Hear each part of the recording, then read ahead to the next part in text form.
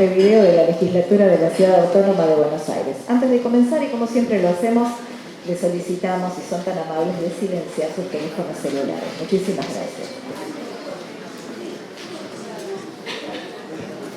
Hoy, en el Día Mundial de Lucha contra la Trata de Personas, nos reunimos para celebrar la cuarta entrega de los reconocimientos a luchadoras y luchadores contra la trata.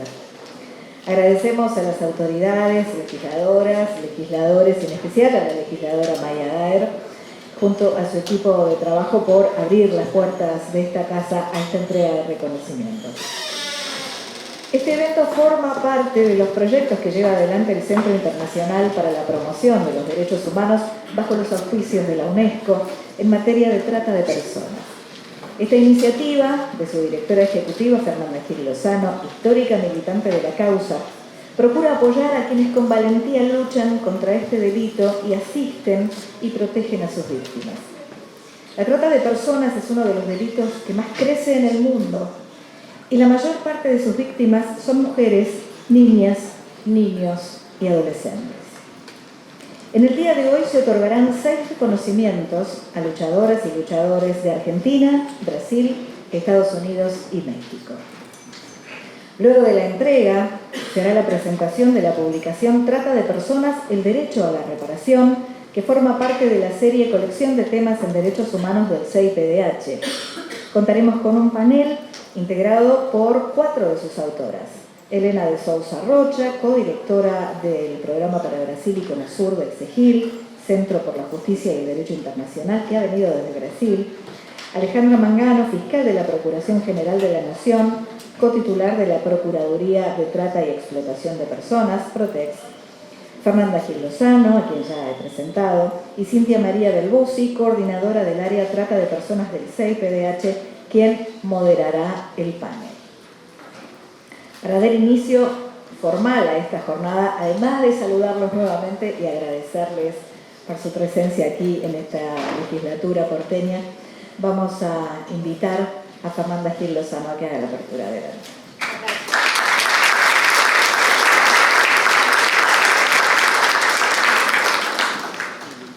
Bueno, primero agradecer a todos, a todas, como pasa en estos encuentros.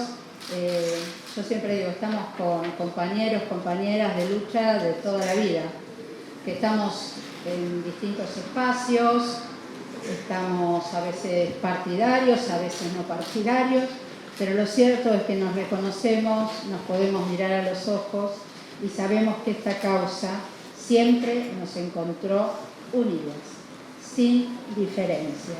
Para mí siempre es una alegría y es una emoción muy, muy grande, porque es un día también en que nos reconciliamos, volvemos a acordarnos de todo lo que nos pasó, de todo lo que vamos a tener que seguir peleando, y es una forma también de poder reconocernos entre todas nosotras. Y digo nosotras porque, miren, no es que sea feminista, pero son casi todas mujeres, ¿eh? O hay muchas. Incluso lo veo al doctor Mario Ganora, que también para el cual siempre pido un aplauso durante muchos años. Estuve en la Alameda representando y ayudando a todas las víctimas de trata. Es un honor, en mi carácter de directora ejecutiva del Centro Internacional para la Promoción de los Derechos Humanos, bajo los auspicios de UNESCO, darles la bienvenida a esta cuarta edición de la entrega de reconocimientos a luchadoras y luchadores contra la trata de personas. Desde el año 2021, conscientes de la grave violación a los derechos humanos que implica este delito, decidimos crear esta distinción con el fin de destacar a quienes desempeñan un papel clave en la identificación de la trata de seres humanos y acompañan y procuran bienestar y justicia para las víctimas. La entrega del reconocimiento es un aporte para dar visibilidad sobre este tema cada vez más extendido, lamentablemente, en el mundo, a quienes le ponen el cuerpo diariamente.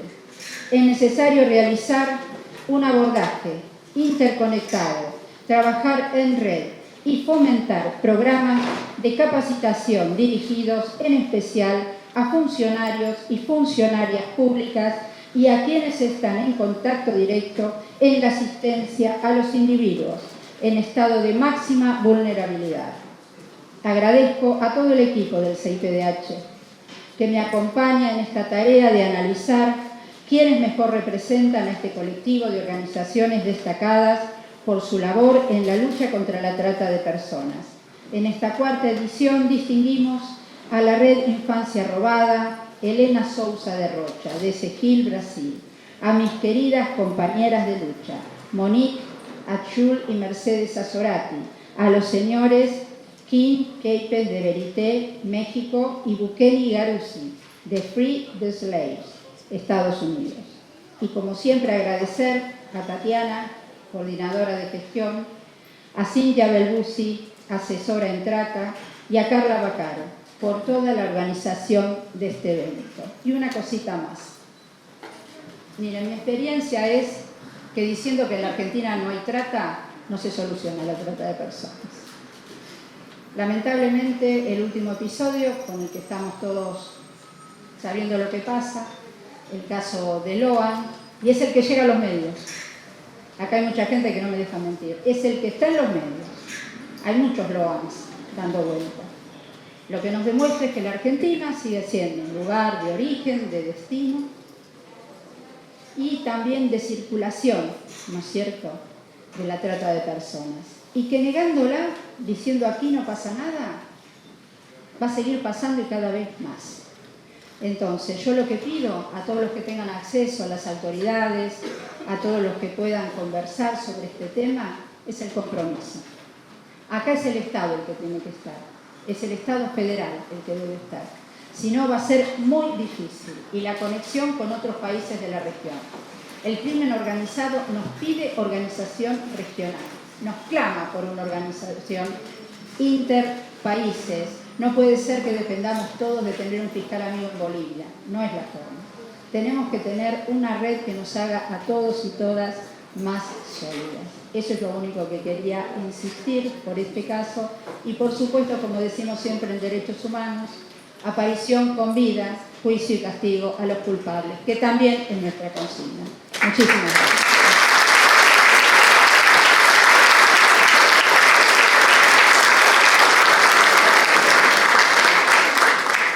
Muchas gracias, Fernanda. Bueno, antes de iniciar la entrega de distinciones, vamos a compartir un video institucional sobre la historia de este evento, preparado por la responsable de comunicación de proyectos del CIPDH, Lucero Vero. Muchísimas gracias.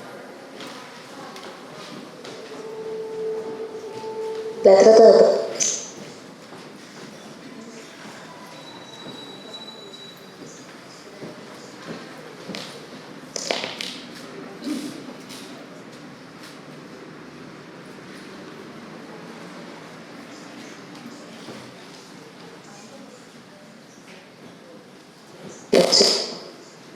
Moderna, 50 millones de personas son víctimas de este delito cada año.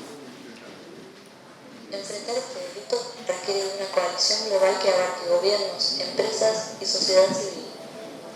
Desde el año 2001, el Centro Internacional para la Promoción de los Derechos Humanos bajo los auspicios de UNESCO ha creado y llevado adelante este proyecto gracias a la iniciativa de su directora ejecutiva, Fernanda Gil Lozano, una defensora histórica de esta causa. Este reconocimiento está destinado a quienes, desde sus diferentes ámbitos de incidencia, realizan esfuerzos significativos para enfrentar esta problemática. Esto incluye actividades como la prevención, el rescate, la protección, el acceso a la justicia para las personas sobrevivientes y la sanción de responsables. El reconocimiento aspira a impactar positivamente en sus tareas y servir como apoyo a las iniciativas y como impulso para conectar a las y los luchadores en una red virtuosa de cooperación que visibilice y concientice sobre este delito. En su cuarta edición, el reconocimiento a luchadoras y luchadores contra la trata de personas tiene como objetivo continuar siendo un impulso para quienes enfrentan este peligroso delito. Además, pretende ser un respaldo para fortalecer y proteger una causa en la que todas y todos debemos involucrarnos.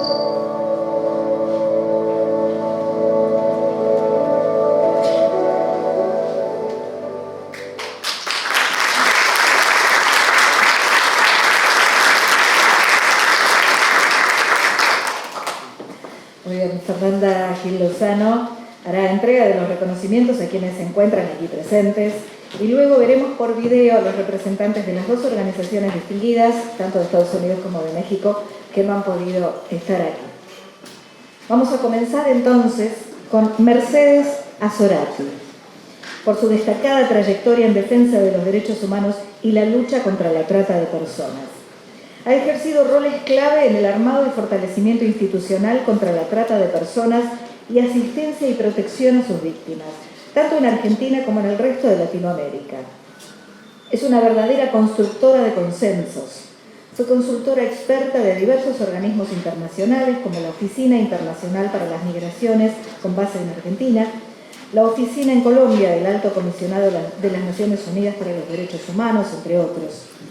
Actualmente coordina el programa Esclavitud Cero, dedicado a la lucha contra la trata de personas en Argentina. Va a hacer entrega de este reconocimiento Fernanda Gil Lozano e invitamos a Mercedes Azorati a recibirlo.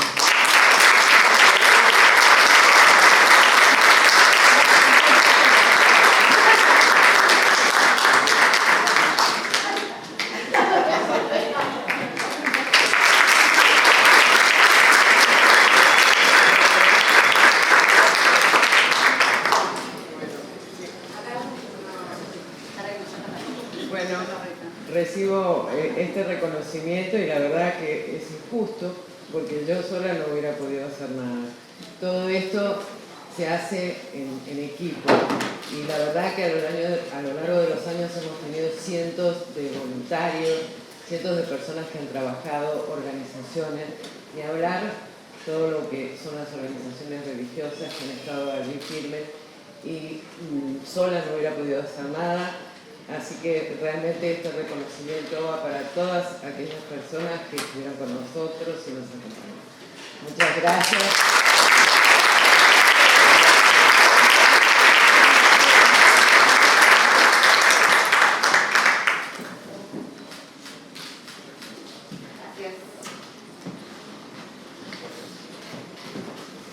Seguimos con la organización de la sociedad civil Mujeres en Igualdad, por su compromiso permanente en la construcción de alianzas entre mujeres, por su activismo abolicionista y por la lucha contra la trata de personas. La Fundación Mujeres en Igualdad, MEI, fue creada en Argentina en 1990. Su misión es luchar contra la violencia de género y la discriminación contra las mujeres. En 2003 creó en la red No a la Trata, que coordinó hasta 2005, organizando numerosos seminarios y difundiendo el tema en los medios. Sus desayunos ya son un clásico que reúne a cientos de mujeres y personalidades de distintos ámbitos para trabajar conjuntamente en la defensa de sus derechos. Si no me equivoco, hace muy poquito se realizó uno de esos desayunos aquí en la legislatura. Obtuvo estatus consultivo ante el Consejo Económico y Social de Naciones Unidas en el año 2005. Recibe su directora, Monique Ito Schultz, espero haberlo dicho bien, hice lo que pude, va a entregar Fernanda Gil Lozano. Adelante.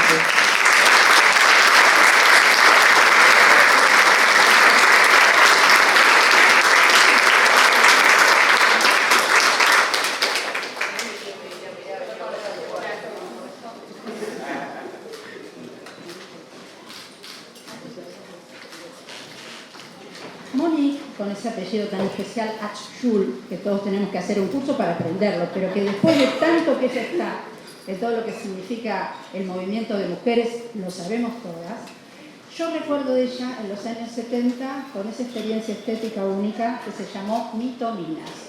Algo maravilloso, que no se volvió a repetir, pero no sé si tenés ganas, algo de eso tenemos que volver a hacer. Gracias, Monique, por todo.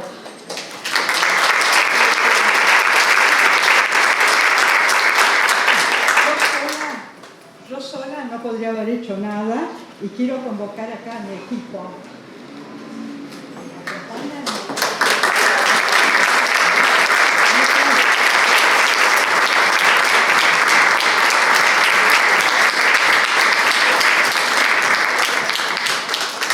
Cada una con saberes muy especiales. Todos colaboran día a día en el tema de la violencia de género y de la trata. Muchísimas gracias Fernanda, muchas gracias a la CPDH, y a UNESCO, por supuesto. También agradezco a las numerosas ONG que nos acompañan desde todo el país a través de la Red Federal contra la Trata. Continuamente estamos comunicadas y ahí donde desaparece una persona nos enteramos inmediatamente, y lo mismo para los casos de violencia de género. Por otra parte, agradezco también a la Protex, a Alejandra Mángano y a Marcelo Colombo,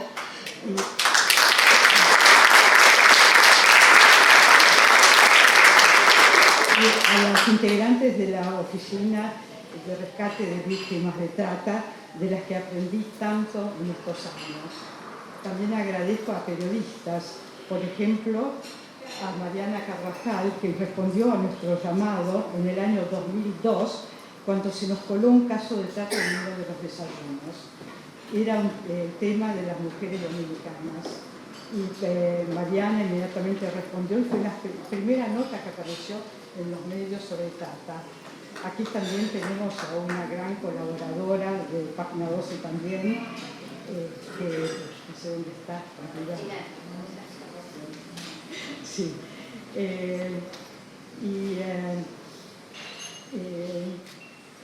Y también a la red de abolicionistas que acompañamos desde el principio y con quienes luchamos contra ese flagelo que es la trata, pero la trata sexual y también la prostitución. Y finalmente agradezco a las embajadas, a los organismos internacionales que nos dieron fondos todos estos años para que pudiéramos desarrollar una cantidad enorme de proyectos siempre en las provincias, muchas veces en las fronteras, esas fronteras que están tan desguarnecidas y por las que podemos atravesar ida y vuelta sin que nadie nos pida un documento. Así que muchísimas gracias por recordar todo esto.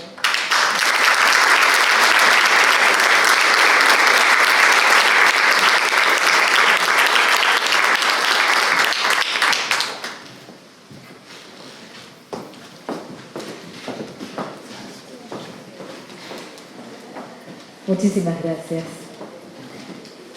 Ahora reconoceremos al Centro por la Justicia y el Derecho Internacional, CEGIL, por su contribución en la protección de los derechos fundamentales y la lucha contra la trata de personas en el Sistema Interamericano de Derechos Humanos.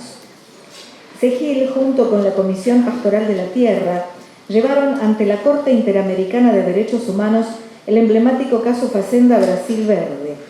Este fue el primer caso en el que se discutiera el concepto de esclavitud y su relación con la trata de personas ante la Corte. El caso resalta, entre otras importantes aristas, el reconocimiento de que las formas contemporáneas de esclavitud constituyen violaciones pluriofensivas que por su naturaleza afectan el goce de otros derechos protegidos por la Convención Americana de Derechos Humanos. Recibe el reconocimiento su codirectora del programa para Brasil y Cono Sur, Elena de Souza Rocha. Entrega Fernanda Gil Lozano.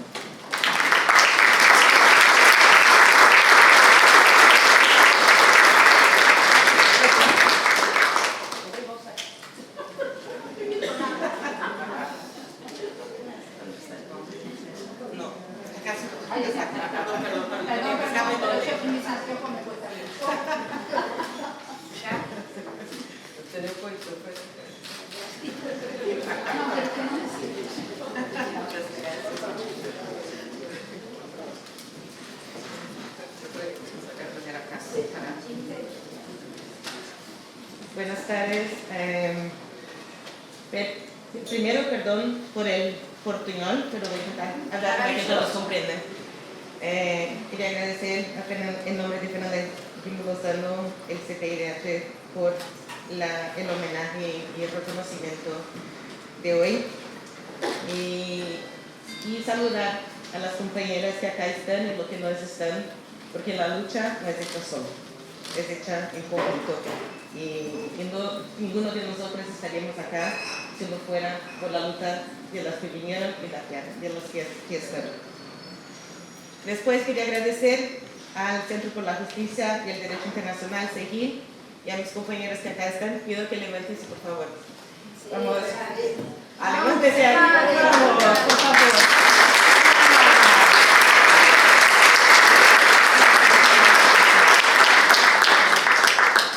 por favor. Déjala. Sí, venga conmigo.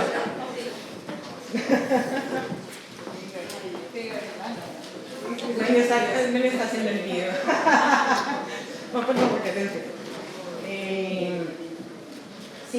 sin este equipo, el equipo que vino antes y con quien compartí tantos momentos, no habría sido posible avanzar con el tanto tiempo que tuvimos que avanzar hasta hoy. Pero este reconocimiento no sería posible sin el coraje y la determinación de los trabajadores que fueron rescatados en la Fazenda Brasil Verde y el trabajo de la Comisión Pastoral de la Tierra, que hace más de 50 años trabaja en Brasil para visibilizar la esclavitud y la trata de personas. Entonces, el homenaje lo recibo, pero comparto con ellos por su trabajo y dedicación hasta hoy. Ese no es un caso aislado y sigue ocurriendo todos los días en Brasil. El caso de la Fazenda Brasil Verde permitió que nosotros pudiéramos avanzar en parámetros internacionales y nacionales de protección a las personas que son víctimas de trata y de esclavitud contemporánea. Pero elevó también el nivel de protección, pero como decía, siguió corriendo y son todavía miles de casos anuales en mi país. La mayor contribución, por otro lado, no es el avance jurisprudencial, no es el esfuerzo de equipo, de estar con personas que han aportado en eso, pero lo que representó para las víctimas, el caso de la Fazenda Brasil Verde. Uno de los señores rescatados en la hacienda, que se llamaba señor Francisco, nos decía frecuentemente que un analfabeto no es nada. Están equivocados, señor Francisco. Señor Francisco ha hecho la diferencia y por ello estamos acá. Muchas gracias.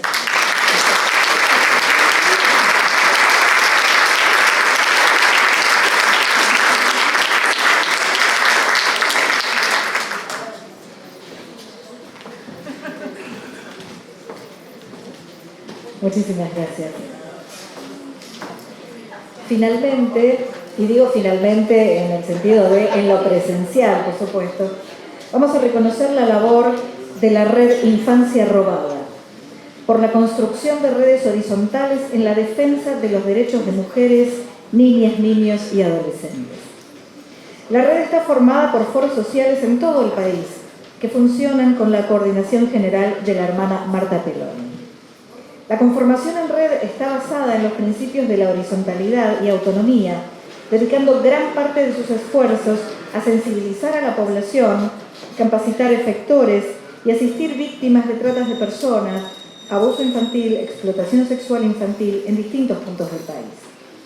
Recibe este reconocimiento la hermana Marta Peloni, acompañada también por otros miembros de esta red.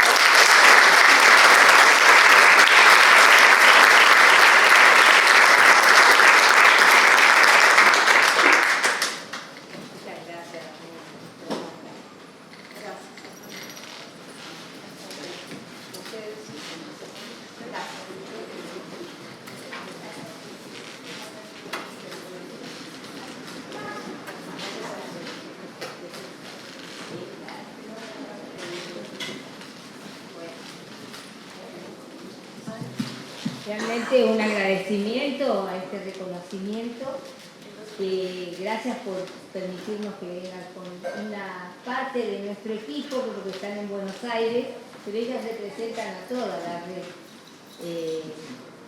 Madres por la Verdad, que buscan sus hijos que les robaron cuando nacieron, con clínicas cerradas, una lucha de justicia, de búsqueda de hijos que buscan su identidad. Son muchos en el mundo, es internacional. Gloria, que asesora a los abogados de los 30 foros, que hay que ponerse a ponernos en articulación con las instituciones del Estado. Sandra, que reúne a todos los fortalecidos que han perdido un ser querido, una hija, en este caso, por la imprudencia, la inmoralidad, el robo, en la puerta de su casa, con su novio, para robarle el auto, cumplido 20 y tantos años. Son los reclamos de justicia, pero querer cambiar a la sociedad para que eduquemos a nuestros hijos, para que no cometan lo que está pasando ahora, un delivery que fue a llevar la semana pasada, el último pedido, 20 y tantos años, para robarle la moto, dejaron esos padres solitos en reclamo de justicia. Daniela, que les va a llamar la atención, yo le digo, vos sos nuestro Pato Vita, porque sí, es realmente muy necesaria, porque es la que nos pone al tanto desde la seguridad civil, en las villas, en los barrios más humildes, nos pone al tanto de cómo funciona la policía de mal, cómo funciona mal nuestra policía. Esto entre nosotros, pero es una tarea muy dura, muy fuerte y que la necesitamos. Si no, capaz que más de una no estaríamos acá. Yo la primera. Así que son tareas muy difíciles, pero muy necesarias en estos momentos para nuestra tarea contra la trata. Estamos muy preocupadas por la trata cibernética, porque la pedofilia, que es lo que está pasando con Loan, yo creo, estoy casi segura, si no me equivoco. No he ido a Corrientes, me han pedido, me han clamado, pero no he ido. Contenta porque la sociedad salió a la calle. Los padres, las familias de una sociedad que sale con sus hijos a la calle, que hay que perder el miedo. Y lo hemos visto en todo el país. Y los medios de comunicación, y gracias a ustedes, medios, que nos están enseñando a que los medios tienen que investigar. Nos están abriendo los ojos. Lo que no hace la justicia lo está aportando los medios de comunicación. Así que es un agradecimiento y una metodología nueva que se instala desde los medios en la sociedad argentina. Lo necesitábamos, estábamos tapados y ahora lo que nosotros, nuestras instituciones que estamos acá, estamos bregando, luchando de tantos años, ahora nos están enseñando de que es verdad lo que hacíamos. Nos están diciendo, ustedes tenían razón. Bueno, tantos chicos, tantas mujeres desaparecidas. Gloria, que es abogada, yo digo, ¿cuántos femicidios acompañás de tantos años luchando con la justicia? Y una metodología para nosotros, las instituciones, nosotros también estamos aprendiendo, todos aprendemos, pero nuestros organismos, también a acercarnos para articular con las instituciones que sabemos que trabajan mal, no siempre trabajan bien, y ahí donde está el dinero de por medio, la coima, la mentira, el encubrimiento, bueno, articular también con ellos para ir exigiendo de a poquito, con la verdad a la mano, la denuncia por un lado, porque la víctima presenta la denuncia, pero nosotros tenemos que acompañar, a incidir para que la justicia, cuando no hay más remedio, y bueno, nuestra arma es la verdad, y no hay otra. Muchas gracias por tanta gente linda que nos conocemos de tantos años y que hemos aportado. Yo la veía a Mercedes Azorati, no la reconocía. conocí, me sonreí, pero no te reconocí, estás joven, todas jóvenes. Y yo debo ser la abuelita porque tengo 83 años. Así que debo ser la abuelita. Pero estamos todavía con ganas de seguir trabajando, optimismo. Yo solamente animo y coordino. Y bueno, estamos en permanente presencia, quizás no física, pero sí con el espíritu y las ganas de que nuestra gente viva mejor, nuestra familia, nuestros chicos, nuestros adolescentes, que tengan un país distinto. Muchas gracias, Fernanda, muchas gracias a todos ustedes.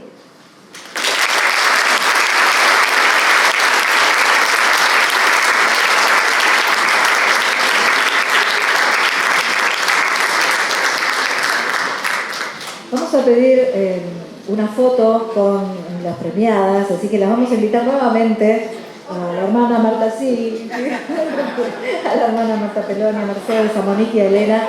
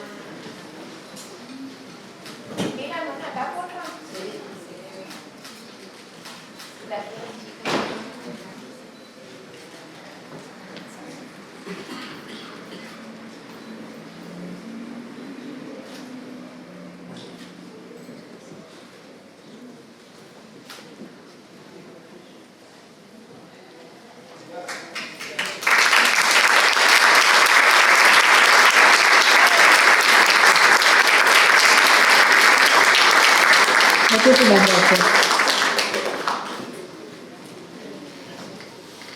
Yo pido un aplauso por Fernanda, que cuando era diputada no solo puso, digamos, su diputación, sino también el cuerpo en los casos de daños.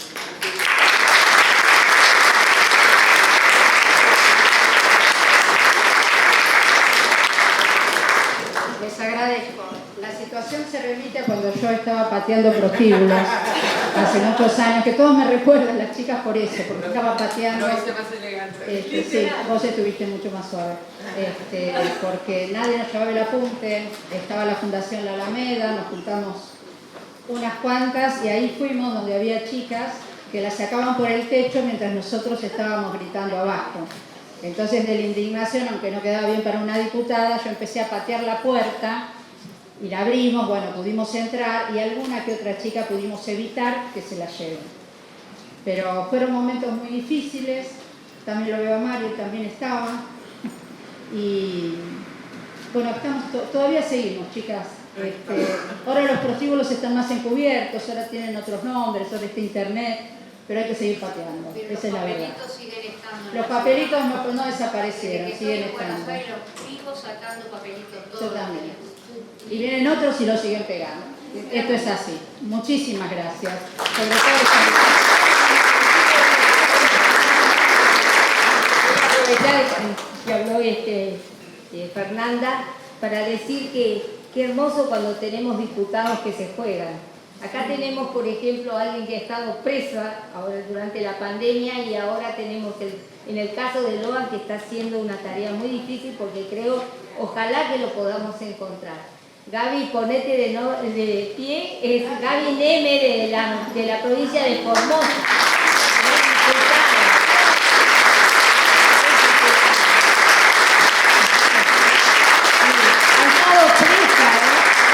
Por defender a la gente que sufre tanto en Formosa. Formosa es un caso realmente de falta de libertad, realmente. Así que, por favor, y parece que Loan por ahí ha pasado. Vamos a ver si está donde se piensa que puede estar. Pero es muy difícil, muy difícil porque si trascendió la frontera. Gracias.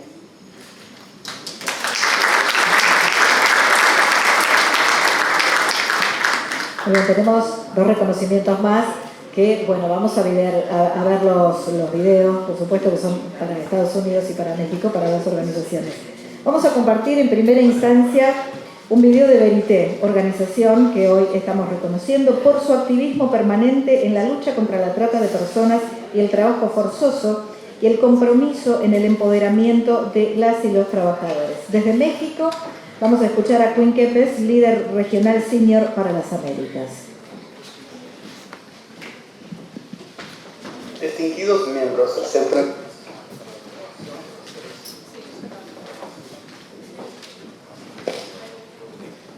a la lucha contra la trata de personas. Es un gran honor para mí recibir este prestigioso reconocimiento en nombre de Verité, en la cuarta edición de la entrega de reconocimientos a luchadoras y luchadores contra la trata de personas. Quisiera expresar mi más profundo agradecimiento a Fernanda Gil Lozano, directora ejecutiva de CIPDH, así como a Tatiana Sousa y Cintia Balbucci, con quien he tenido el privilegio de colaborar estrechamente en el Comité de Planificación del Tercer Foro Regional de América Latina contra la Esclavitud Moderna.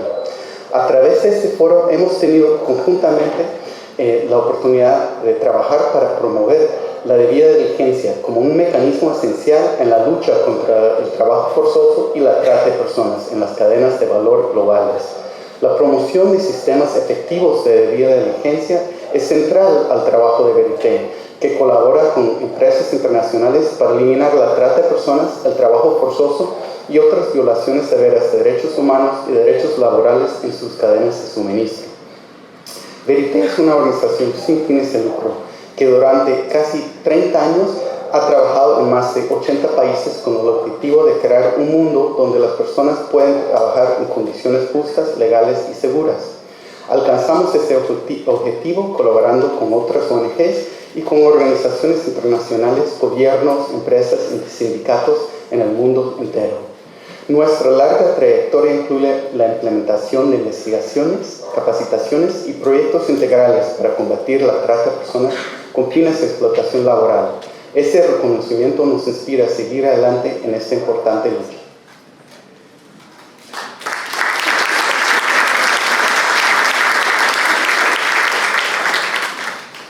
Muy bien, y a continuación reconoceremos a una organización con incidencia en distintas regiones del mundo, Free the Slaves, liberen a los esclavos, por su compromiso global en el fortalecimiento de organizaciones de base que batallan contra la trata de personas.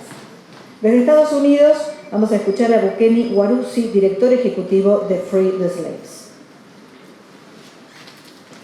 Well, good afternoon, everyone. I am honored to be here to accept the award on behalf of Free the Slaves.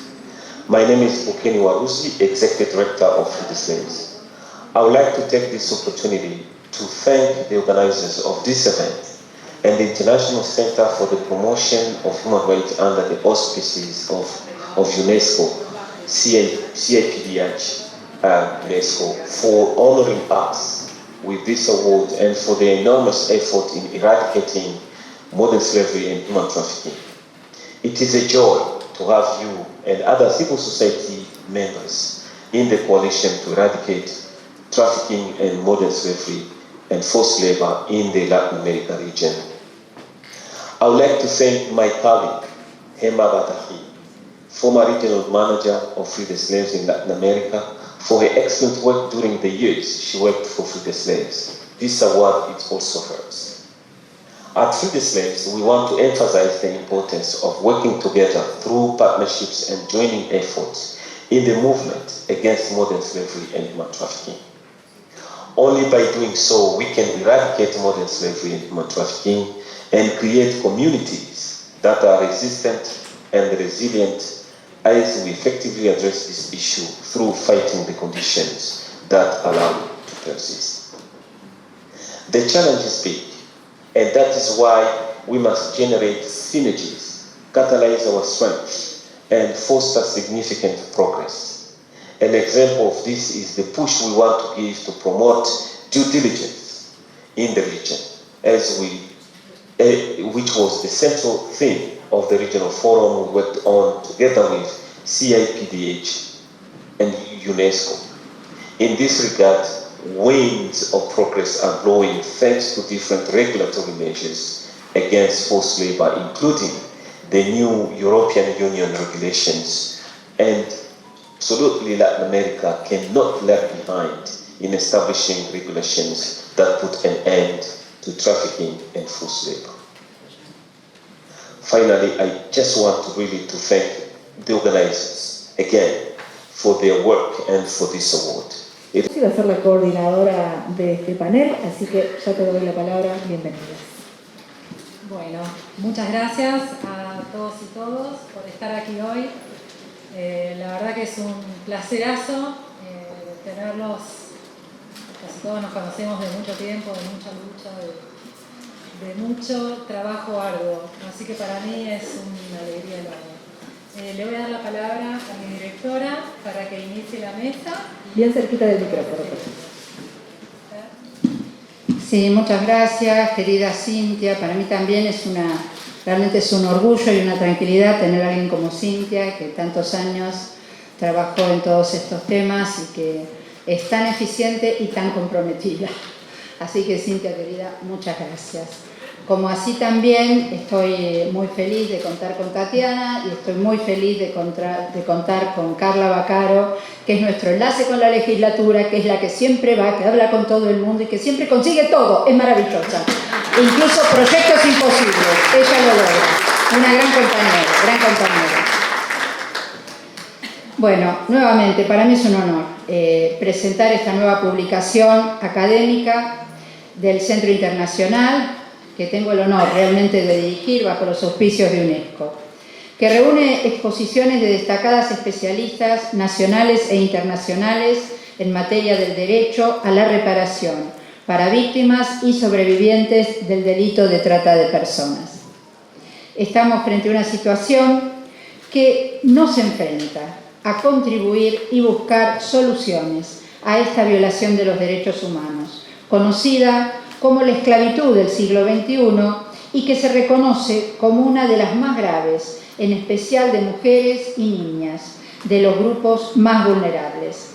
La obligación de respetar, garantizar y aplicar las normas internacionales de derechos humanos de acuerdo a las directrices de Naciones Unidas sobre los derechos de las víctimas de violaciones a los derechos humanos incluye la obligación de garantizar a esas víctimas la disposición de recursos suficientes, eficaces, rápidos y apropiados, incluida la reparación.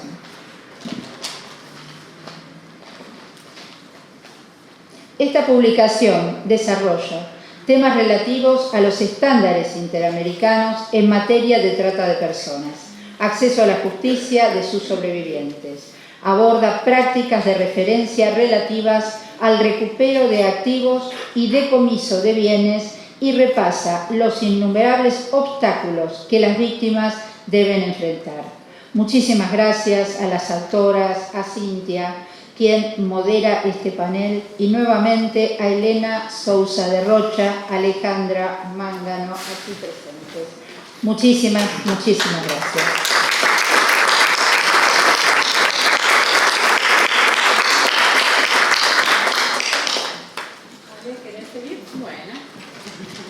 Bueno, buenas tardes, muchas gracias Fernanda, Cintia por la invitación. Para mí es un gusto estar hoy acá con personalidades todas tan importantes de la lucha contra la trata y en este día. Y también es muy, realmente gratificante ver una publicación que lleve este título, ¿no? Porque la Argentina toma hace pocos años relativamente la decisión de generar una legislación específica para la compensación económica a las víctimas de trata. La ley es una ley que es del año 2019, si bien la primera ley de trata es del año 2008, recién el Congreso de la Nación en el año 2012 establece un mecanismo que es el mecanismo del fondo fiduciario, y este fondo fiduciario se pone en marcha recién en el año 2019. Por eso me parece realmente importante que ya tengamos alguna publicación que trate y que recopile la experiencia judicial argentina y también legislativa en estos temas. El delito de trata, digamos, en este foro decirlo por ahí es sobreabundante, pero es un delito de características económicas, es decir, persigue la obtención de ganancias ilícitas. Lo que nosotros veíamos desde la Protex en las investigaciones es que esas ganancias ilícitas muchas veces no eran debidamente incautadas, ni tampoco correctamente distribuidas entre las víctimas de esos casos. Tenemos una experiencia ya de más de 15 años de vigencia de la ley en donde ha habido decomisos en sentencias condenatorias y lo que veíamos es que en los primeros años esos decomisos no iban o no generaban una mejora en las condiciones de las víctimas de esos casos. La ley 27508 lo que nos permite, por un lado, es generar que en las propias investigaciones penales las víctimas sean reconocidas y resarcidas económicamente, sin necesidad de que se presenten como actoras civiles, es decir, sin necesidad de que litiguen en ese caso. ¿Y por qué esto es importante? Porque sin duda la facultad de litigar patrimonialmente en los casos existe, incluso en el Código Penal argentino es una facultad que existe desde 1921, las víctimas de delitos pueden pedir al juez penal su compensación.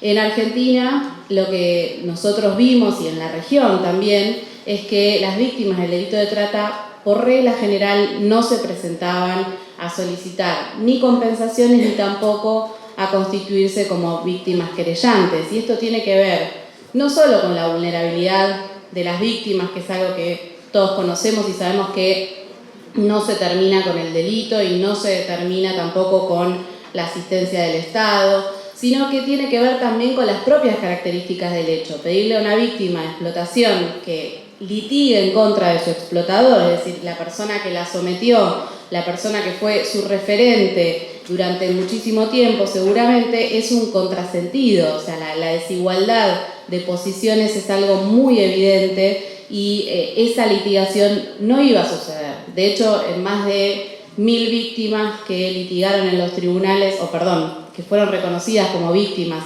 en los tribunales con anterioridad al 2019, solamente una se constituyó como actora civil.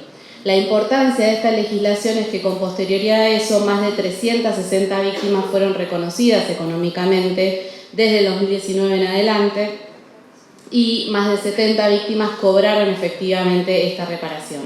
Obviamente la diferencia entre 360 y pico y 70 es mucha, pero hay que tener en cuenta que el sistema procesal argentino lo que hace es que las sentencias sean ejecutables solo después de que quedan firmes, es decir que luego de la sentencia hay recurso de casación y también hay recurso ante la Corte. Esto demora muchísimo el pago de las restituciones y hay que ver de qué manera se puede trabajar para que la ejecución de la sentencia requiera solo el doble conforme, es decir, solo la intervención de la casación y no tengamos que esperar la intervención de la Corte Suprema, porque esto prolonga el cobro de las restituciones tal vez por 3, 4 años, cuando en definitiva por el carácter civil de la restitución podría hacerse el pago de manera anticipada.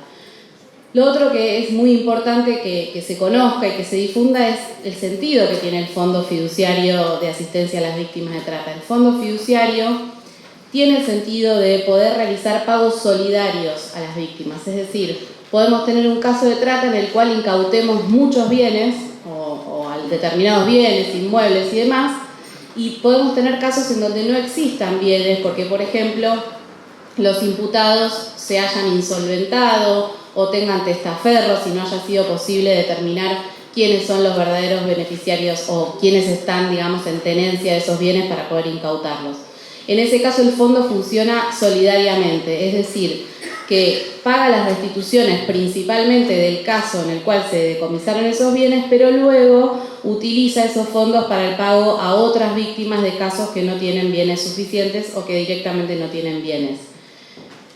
¿Por qué es importante que se conozca el fondo? Porque el fondo necesita fondearse, ¿sí? Necesitamos que haya bienes, necesitamos que los jueces destinen correctamente y apropiadamente los bienes y el dinero al fondo fiduciario y también se necesita un trabajo desde el Estado para que se pueda generar las características necesarias de funcionamiento, es decir, los gastos administrativos, qué es lo que se necesita para que el fondo esté funcionando, cómo hacer que el dinero esté líquido de manera más rápida, porque por ahí se decomisa un inmueble, ese inmueble hay que anotarlo a nombre del Estado, sanear los títulos, venderlo, subastarlo, todo esto demora muchísimo tiempo. Entonces es importante que se conozca el fondo, es importante que sepamos que está funcionando y también que nos comprometamos con su funcionamiento, porque es la forma que tenemos de pagar esas restituciones económicas.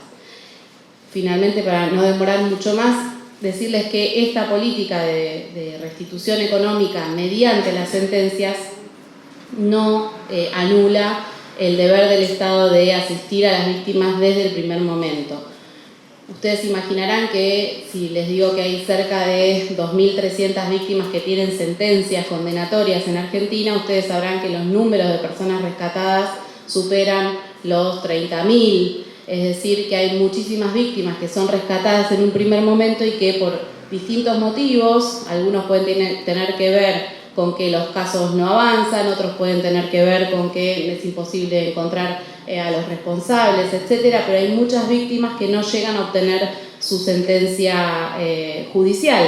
Y entonces la asistencia a las víctimas que brinda el Estado es fundamental también garantizarlas desde el primer día.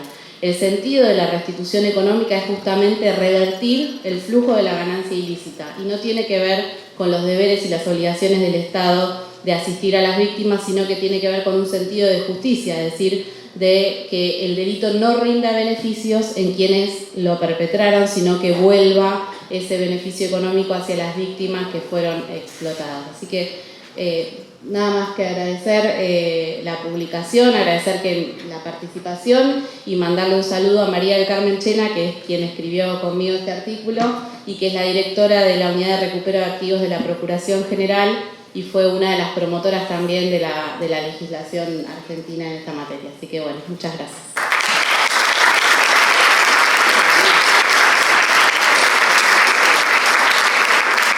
Muchísimas gracias, Alejandra. Elena, tenés el piso. Gracias, Cintia. Buenas tardes de nuevo. Y es un honor tener mi artículo en este libro para hablar del litigio de ahora no sé qué lengua, Fazenda Brasil Verde. Sí, cuando hablo el nombre no tiempo de cambiar para Hacienda. Eso quizás, el litigio del caso fue quizás el caso más desafiante e impactante que he trabajado. No solo por el debate legal, porque era la primera vez que llegaba un tema como ese a la Corte Interamericana, pero también por la magnitud de la discriminación y de la violación de los derechos de la víctima. Muchas gracias por poder compartir esta experiencia y los desafíos en la publicación. Voy a hacer como una introducción al caso para quien no conoce y hablar un poco de cómo estamos en términos de reparaciones, que fue el objeto del artículo. El caso de la Fazenda Brasil Verde denuncia la impunidad estructural, que es un poco de lo que hablaba, y la discriminación en relación con la práctica de trata de personas y formas modernas de esclavitud en Brasil. Destacando la situación de esta hacienda, que es situada en el sur del estado de Pará, que es un estado al norte de Brasil, en la Amazonía, y que es el estado campeón, no solo en trata y esclavitud, pero en violencia contra personas defensoras de derechos humanos. Creo que 70% de nuestros casos en Brasil de civil están en Pará.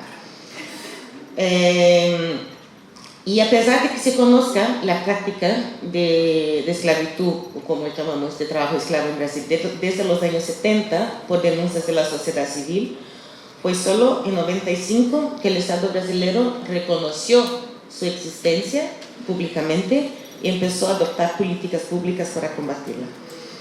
Desde entonces, según datos del Ministerio de Trabajo y Seguridad Social, hemos tenido más de 60.000 rescates de personas en situación de esclavitud en Brasil. Y el problema persiste, como decía antes. La esclavitud contemporánea rural en Brasil está siempre precedida de la trata interna. Y eso es reconocido por el propio Estado. De hecho, en la época de los hechos del caso de la Fazenda Brasil Verde, era una práctica común el tráfico de personas de un Estado para el otro para la explotación laboral. Según algunos expertos que han trabajado con nosotros, eso significa que la esclavitud es intencional, calculada, en una actividad cuidadosamente planificada en áreas específicas del territorio donde existen personas en situación de extrema vulnerabilidad. O sea, no es algo que ocurre, es algo planificado para explotación de algunas poblaciones. Y eso es importantísimo, porque se puede mapear y se puede prevenir.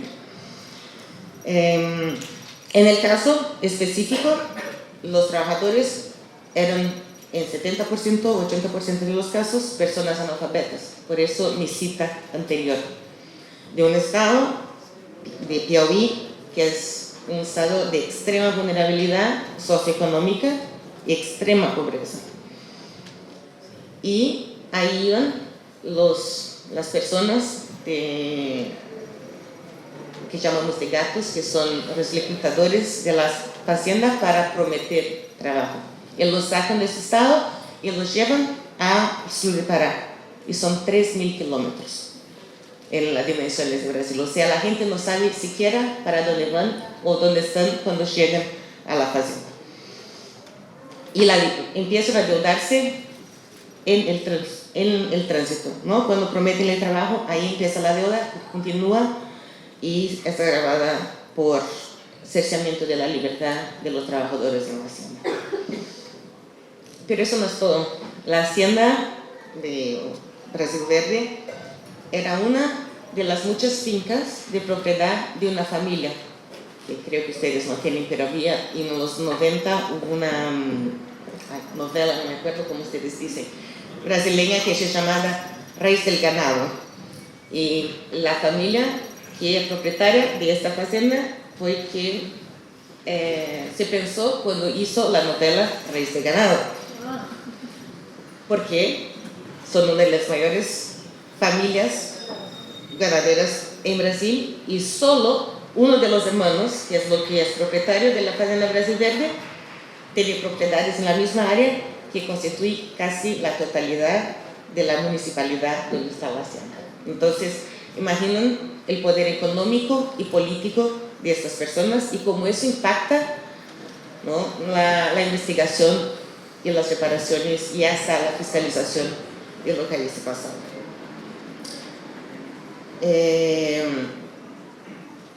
Durante 15 años hubo varias fiscalizaciones en la hacienda y en todas se han encontrado personas en situación de esclavitud precedidas por trata. Nunca hubo una comisión por las más de 10 fiscalizaciones. Por eso ese caso llegó a la corte, ¿no? Eso para entender un poco el contexto.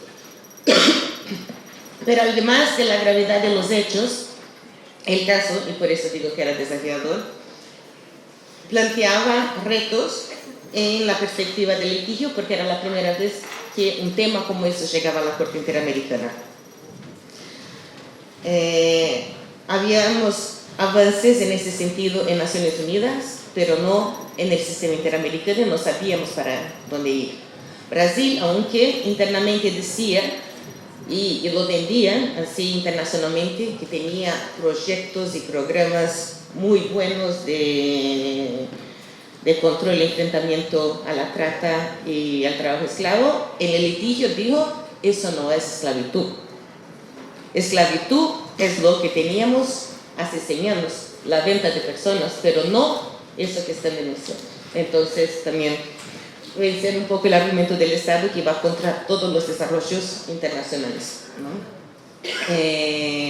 Pero logramos, ¿no? Decíamos que la Corte, pedimos a la Corte que hiciera una interpretación evolutiva del artículo 6 de la Convención Americana, que hablaba de esclavitud y hablaba de trata de mujeres, no hablaba de trata de personas, ¿no? Y eso también era un desafío. Y la Corte lo hizo y reconoció que la trata de esclavos, que era como estaba, y de mujeres había trascendido su significado literal para proteger hoy los derechos de las personas, ¿no? Entonces creo que eso quizás ha sido uno de los mayores avances en términos legales, porque ahora tenemos en la Convención Americana un instrumento para poder trabajar y avanzar con las obligaciones de Estado para esos dos derechos que antes no teníamos. Entonces, y eso ha permitido un impacto no solo en Brasil, pero creo que muchos de los países que pasaron a adoptar este concepto y esa definición y también las obligaciones decorrentes de eso. En el caso concreto, yo quería destacar algunas de las operaciones. La primera, hablabas de la indemnización. Y quizás esa era la que menos me preocupaba como abogada de derechos humanos. No sé, porque pensaba en las medidas de no repetición, que no tuvimos mucho en este caso. Pero yo me acuerdo en contar a los trabajadores que iban a recibir, que habíamos ganado y que iban a recibir la compensación. Y la reacción, cuando dije el valor, pensaba, eso para todo, el valor que era para uno de los trabajadores, nos contestaron, eso es para compartir entre todos, y nosotros decimos, no, eso es para cada uno de ustedes. Y empezaron a llorar, porque no sabían lo que significaba aquello. Entonces, y esa compensación, esa indemnización pudo cambiar la vida de gente que nunca tuvo nada. En una de las casas que yo fui a visitar, la casa era de paredes como de barro, no sé cómo se dice, de barro. Y no había cama, no había muebles, había hamacas, ¿no? Se dormía en hamacas. Y yo me acuerdo que ellos tenían 3 niños. Y entré en lo que sería la habitación de los niños y vi como unos bolsos plásticos en la pared y les preguntaba, ¿qué es eso? Y me decían, el material de la escuela. Entonces la cosa más preciosa que tenían eran los cuadernos y los materiales de escuela que estaban colgados en la pared en esos bolsos plásticos. Entonces la compensación, que muchas veces no es nuestro objetivo como litigantes principal, ha cambiado la vida. Pero creo que uno de los temas principales, bajo otra perspectiva, fue la responsabilización. Hace un año tuvimos la condena penal de la Senguera. El reconocimiento de la imprescriptibilidad de estos crímenes, porque la Corte los definió como crímenes imprescriptibles por el Poder Judicial brasileño. Entonces, este fue un ejemplo.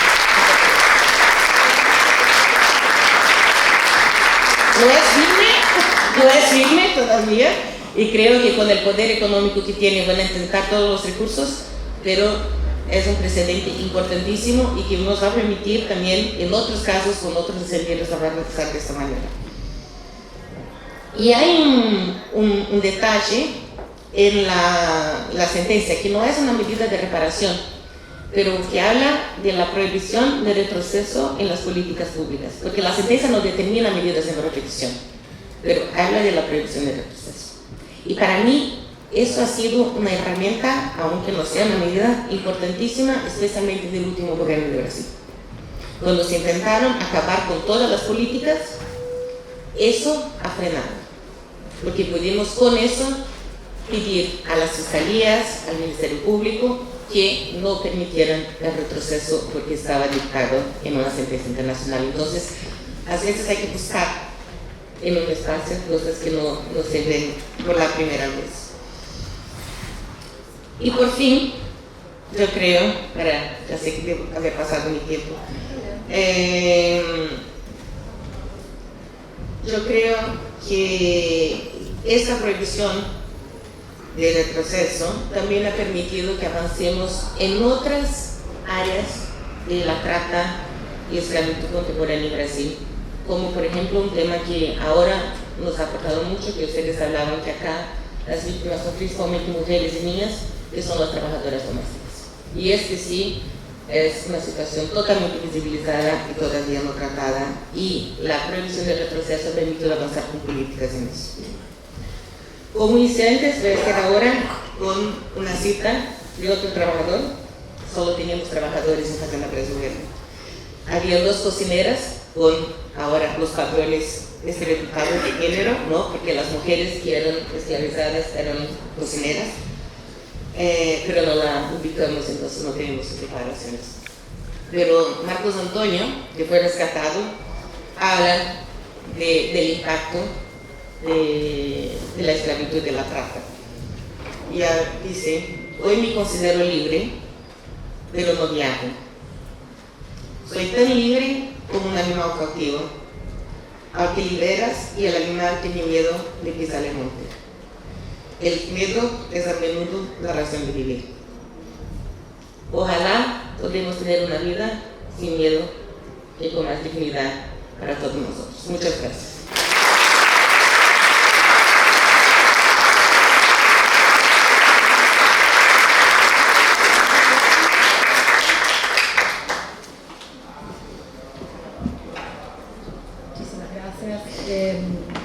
Me impresiona mucho ese caso en particular, porque es un caso que enseñamos en la facultad, que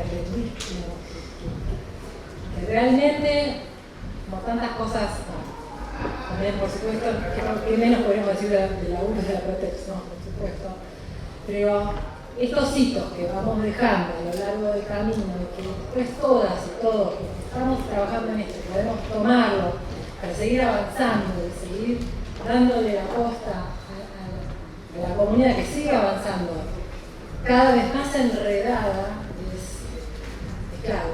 Entonces, en ese sentido, para nosotros es maravilloso poder incorporarlas. Yo por último les quiero hacer una muy breve síntesis de lo que ha sido esta obra.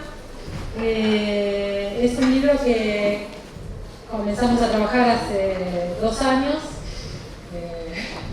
contra viento y marea, con mucho esfuerzo, especialmente, bueno, por supuesto de los autores y autoras, pero especialmente de los colegas y las colegas del CITDH que ponemos todo, no solo por la labor, sino porque realmente elegimos estar ahí y le hemos puesto mucho esfuerzo hasta que hoy está acá editado, no lo puedo creer.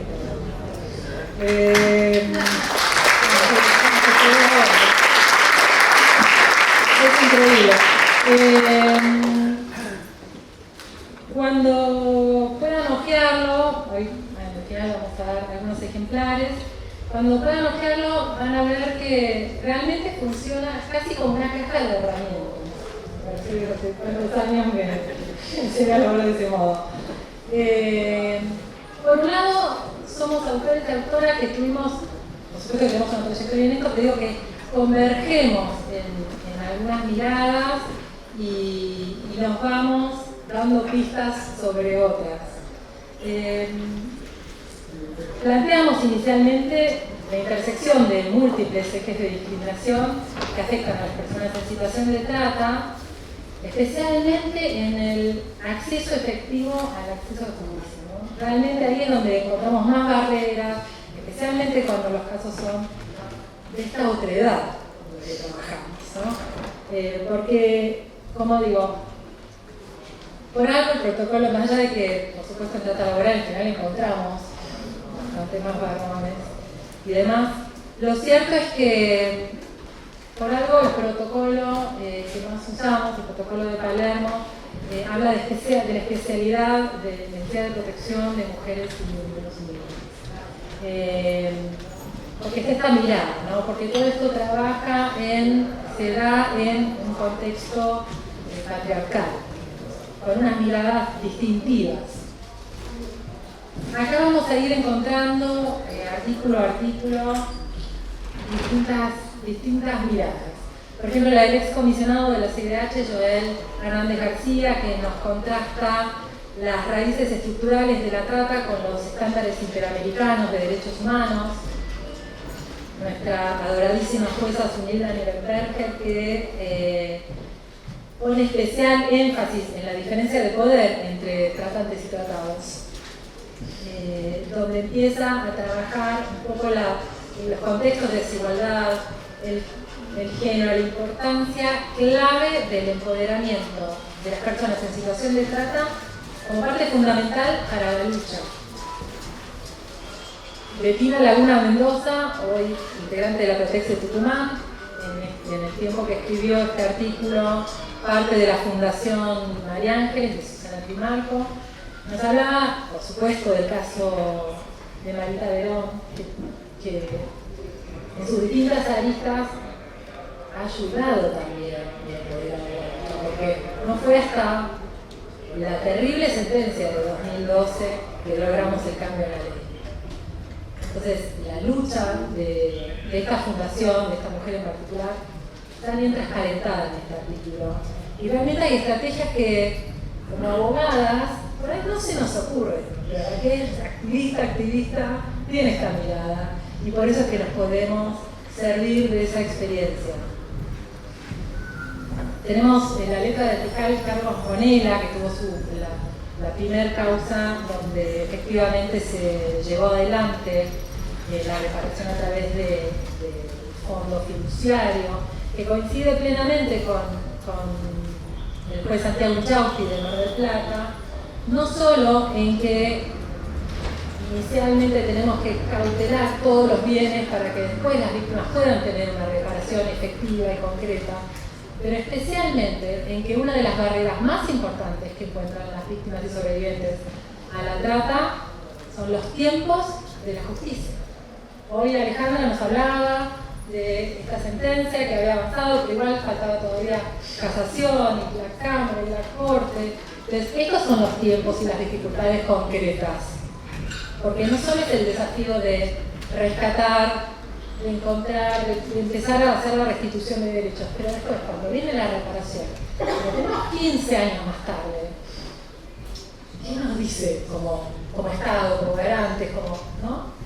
Entonces, estas son aristas en las que fuimos trabajando y avanzando, y también para traer una mirada innovadora. Por ejemplo, tenemos a una lideresa de Chile, Carolina Rudnick Vizcarra, que trabaja especialmente con la debida diligencia. Ella plantea, nos trae los principios rectores de derechos humanos y empresas, pero nos plantea dejar de tener esta mirada sobre el sector privado, compleja, que son efectivamente los explotadores, no que no.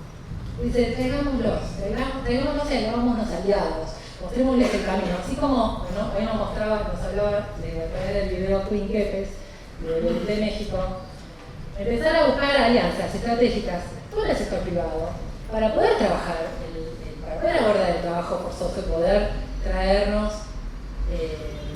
al camino de los derechos fundamentales, ¿no? El respeto por los derechos fundamentales, que es una de las claves en las obligaciones que le podemos pedir a las empresas en relación a los derechos humanos. Por supuesto, tenemos la suerte un poco de tener la voz de Susana Trimarco, no solo contándonos un poco de su lucha, pero también poniendo en juego los desafíos del Estado, especialmente de la urgencia de encontrar soluciones efectivas. La leo porque no quiero irme de ahí. Efectivas y rápidas, hace su aclaración. Y continúa por pedirnos a todos y a todas que sigamos reclamando la búsqueda activa de personas desaparecidas en democracia. Esto es clave. Hoy tenemos el caso que mencionaba la directora y las colegas de Loan. Y creo que hay algo de la sorpresa y de las apreciaciones en los medios. Es un niño, ¿no? Digo, es terrible el caso, nos moviliza a todos. Pero ¿cuántas niñas tenemos en este tiempo de desaparecidas de democracia que no llegan a los medios solo porque son niñas? Entonces, estos temas no los podemos dejar de mirar por estas perspectivas, ¿no? El género, de empezar a ver, digamos, cuáles son los ejes que converten en esas personas para que las miremos como las otras, no que sean nosotras. Por último, tenemos las palabras de Rocío Unón Durán, coordinadora regional del programa de trata de ONU, que va trabajando los desafíos latinoamericanos. Y en esto convergemos prácticamente todos los que escribimos. El camino es el trabajo en red. como sin un trabajo en red no podemos avanzar. Las redes de trata se favorecen de este modo, digo, avanzan porque se apoyan, porque son solidarias entre sí, aunque no lo podamos creer. Digo, este es el modo eficaz que ellos encontraron y que yo digo que siempre tenemos que copiar. Este es el modo. Hoy nos vemos y muchas y muchas nos conocemos de venir trabajando tanto tiempo. ¿Por qué? Porque venimos avanzando en red.